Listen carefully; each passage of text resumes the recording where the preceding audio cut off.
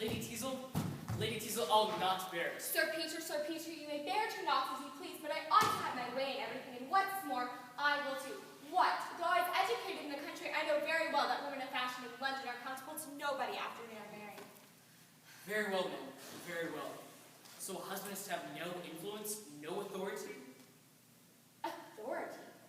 To be sure, if you wanted authority over me, you should have adopted me and not married me. I'm sure you were old enough to. Old enough? Hey, there it is. Well, Lady Teasel, though my life is made unhappy by your temper, I'll not be ruined by your extravagance. My extravagance? I'm sure I'm not more extravagant than a woman of fashion honest to you. Madam, had you been born to this life, I shouldn't wonder you're talking thus.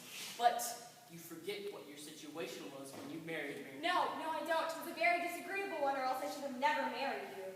Yes, you were then in somewhat a humbler style, the daughter of a plain country squire. Recollect, Lady Teasel, when I first saw you, sitting there in your chamber in a fine figured linen gown with your hair combed over a roll. Yes, I remember it well.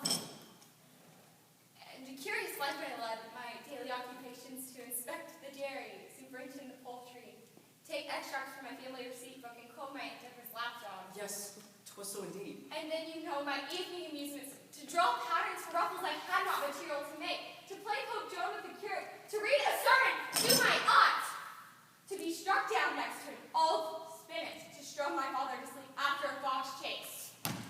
I'm glad you have so good a memory. Yes, madam, these were the recreations I took you from.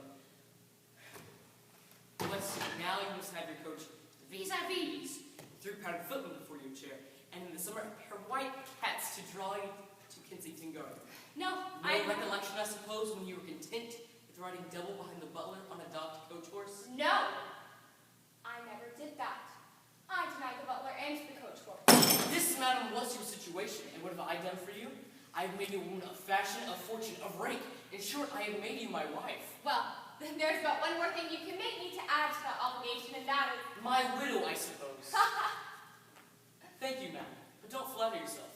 Though your ill conduct may disturb my peace, it will never break my heart. However, I am equally obliged for the hint. Then why would you endeavor to make yourself so disagreeable to me in every elegant expense? Had you any of these little elegant expenses before you married me? One. Sir Peter, would you have me be out of the fashion? Out of the fashion, indeed. What had you to do with the fashion before you married me? For my part, I should think you'd like to have your wife thought a woman of taste. Hey, there it is again. Taste! Zounds! Madam, you had no taste when you married me. That's very true indeed, Sir Peter. And after having married you, I should have never tasted again. But now, if we have finished our daily jangle, I presume I may go to my engagement at Lady Snowball's.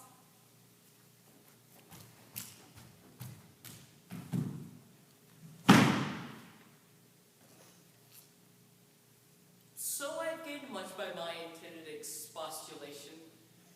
Yet, with such charming air, she contradicts everything I say.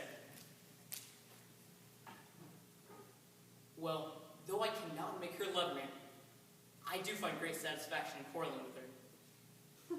And I never think she lets such advantage when she's doing everything in her power to plague me.